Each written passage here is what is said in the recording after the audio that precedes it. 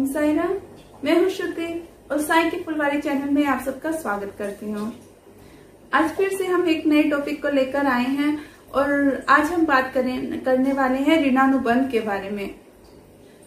हम जब जन्म लेते हैं, हमारे माता पिता जो बनते हैं, हमारे जो बहन भाई होते हैं, हमारे जो भी किसी से रिश्ता होता है, मित्र होते हैं, शत्रु होते हैं, हर किसी से हमारा कुछ ना कुछ लेन देन होता है। और ये लेन देन का जो सिलसिला है हमारे कई जन्मों से भी जो रह जाता है, तो हमें लगातार जन्म लेने पड़ते हैं उसे पूरा करने के लिए। और सच्चरित्र में भी हमें बाबा ने बताया है, सच्चरित्र में भी हमने पढ़ा है, जो एक मेंढक और सांप की कहानी के बारे में कंदर्सबाला के नाम से कुछ इस तरह से कहानी है। तो उसमें जो उनका ऋणानुबंध होता है वो 3 साल पुराना होता है। उनकी शत्रुता होती है जो वो 3 साल पुरानी होती है। तो बाबा उन्हें कैसे ऋणानुबंध से मुक्त करा देते हैं, ये कहानी सच्चरित्र के 47 अध्याय में दी है। इसी तरह ही 46 अध्याय में बाबा 2 बकरियां खरीदते हैं और उनके साथ भी जबकि सभी बाबा को बोलते हैं कि आपने इतनी महंगी बकरियां क्यों खरीदी हैं, किस लिए, आप क्या करेंगे इनका, ऐसे करके बाबा से सभी सवाल करते हैं। लेकिन बाबा उन्हें यही जवाब देते हैं कि इनसे मेरा कुछ पिछले जन्मों का नाता है, जिस वजह से बाबा उन्हें खिला पिलाकर फिर छोड़ देते हैं।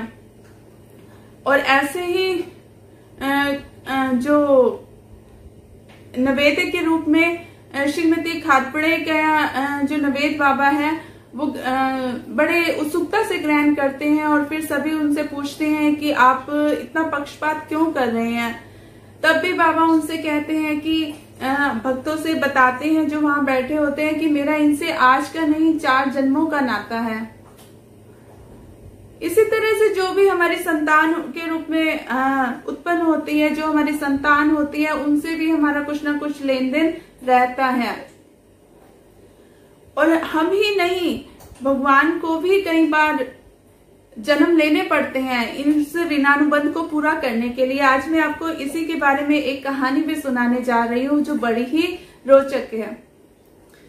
आपने ये तो देखा होगा कई बार, इसे मोरपंख बोला जाता है। कितना सुंदर लगता है ये, और कहाँ पर इसकी कितनी विशेषताएं भी हैं, और कहाँ पर रहता है ये पंख तो मोर का होता है, लेकिन कहाँ रहता है, भगवान के मुकुट में रहता है। वहां पे इसे स्थान कैसे, इतना सर्वोच्च स्थान इसे कैसे प्राप्त हुआ, ये भी एक ऋणानुबंध था। आज मैं आपको बताती हूँ इस बारे में। जब त्रेता युग में भगवान श्री राम आए, जब उन्हें वनवास मिला तो जो माता सीते थी उन्हें प्यास लगी और वो घने जंगल में थे, तो उन्हें कहीं भी आसपास में जल नहीं दिखाई दे रहा था। तो भगवान श्री राम ने क्या किया, ब्रह्मांड से प्रार्थना की कि मुझे कहीं पर नजर आए, जल नजर आए, ताकि मैं माता सीते को लाके दे सके वो और उनकी प्यास तृप्त हो सके। तो लेकिन उन्हें कहीं भी नजर नहीं आता जल। तो इतने में क्या होता है, जब वो प्रार्थना कर रहे होते हैं ब्रह्मांड से, तो ये प्रार्थना उनकी मोर सुन लेता है। जब मोर सुनता है तो मोर भगवान श्री राम के सामने आता है और कहते हैं कि प्रभु, मैं, जलाशय तो बिल्कुल पास में ही है, मैं आपको वहां ले चलता हूँ। तो श्री राम कहते हैं अच्छा चलिए। तो वो कहते हैं कि इसमें एक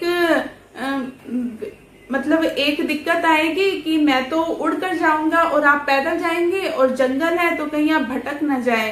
तो फिर मोर कहते हैं कि मैं ऐसा करूंगा कि जिस रास्ते से मैं जाऊंगा वहां पे मैं अपना एक मोरपंख छोड़ता जाऊंगा, ताकि आपको पता चले कि मैं किस रास्ते से जा रहा हूं। तो भगवान श्री राम चल पड़ते हैं उनके साथ। तो जैसे ही आप सब लोग भी जानते होंगे कि जो मोर है वो एक विशेष ऋतु में और विशेष समय पे ही अपने पंख छोड़ता है। अगर जबरदस्ती वो पंख उखाड़े जाएं तो मोर की मृत्यु हो जाती है। लेकिन मोर ने अपने सारे पंख छोड़ता गया रास्ते में, और जब जलाशय के पास पहुंचने वाला था तो वो मन ही मन में सोच रहा था कि मैं कितना किस्मत वाला हूँ और मेरे कितने अच्छे कर्म हैं कि जो जगत की प्यास बुझाते हैं, आज उन्हीं प्रभु के लिए की प्यास बुझाने के मैं काम आया। इस तरह से वो अपने मन में सोच रहा होता है और अपने आप को बड़ा नसीब वाला मानता है कि मैं ऐसे जगत प्रभु के काम आ सका। इस तरह से वो सोचता है। तो जब वो लास्ट पंख छोड़ने वाला होता है तो प्रभु वहां पहुंच जाते हैं, तो उसके प्राण निकलने ही वाले होते हैं। तो प्रभु से कहते हैं कि आज तुमने मुझ पर इतना बड़ा ऋणानुबंध चढ़ा दिया है कि तुमने मेरी वजह से तुम्हें अपने प्राण त्यागने पड़े। तो कहते हैं कि अगले जन्म में मैं इस ऋण का बदला चुकाऊंगा और तुम मेरे जो है मुकुट में विराजोगे। तो तब फिर उसके बाद जब भगवान जी कृष्ण के रूप में अवतार लेते हैं तो जो मोर पंख है उनके मुकुट में लगाया जाता है। तो ये ऋणानुबंध प्रभु पूरा करते हैं। तो मैं आपको यही बताना चाहती हूँ कि जैसे भगवान को अपना ऋणानुबंध पूरा करने के लिए फिर से जन्म लेना पड़ा था, तो ऐसे ही हमारे साथ भी होता है कि हमें भी अपने ऋणानुबंध को पूरा करने के लिए कई जन्म लेने पड़ते हैं।